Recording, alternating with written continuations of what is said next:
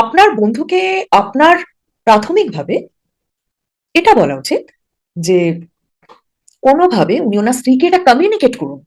ওনার স্ত্রী মোবাইলে স্ক্রল করছেন বা আপনার বন্ধু থাকাকালীনও আপনার বন্ধুকে ততটা আহ, মনোযোগ না দিয়ে নিজের জগৎ নিয়ে রয়েছেন।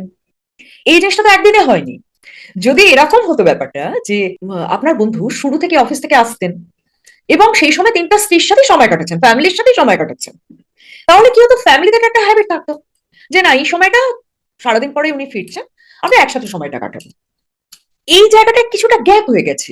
হতে পারে যে আপনার বন্ধু যখন ফিরেছেন, আমাদের বেসিক্যালি প্রবলেমটা কি হয় জানেন, আমরা প্রেজেন্ট মোমেন্টে, মানে সেটা আমার ফ্যামিলির সাথে কাটানোর সময় হোক বা আমার জব রিলেটেড কাজের মধ্যে হোক, আমরা ওখানে পুরোপুরি ফোকাসটা দিতেই পারি না। এবার আপনার বন্ধু হয়তো অফিস থেকে যখন ফিরছেন, মাথা ভর্তি তার অফিসেরই চিন্তা রয়েছে, মানে ফিজিক্যালি উনি অফিস থেকে বাড়ি এলেন, মাথায় কিন্তু রয়েছে কাজের বোঝা।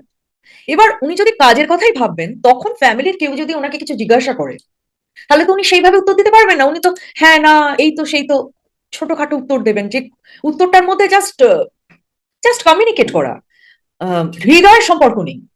রাইট?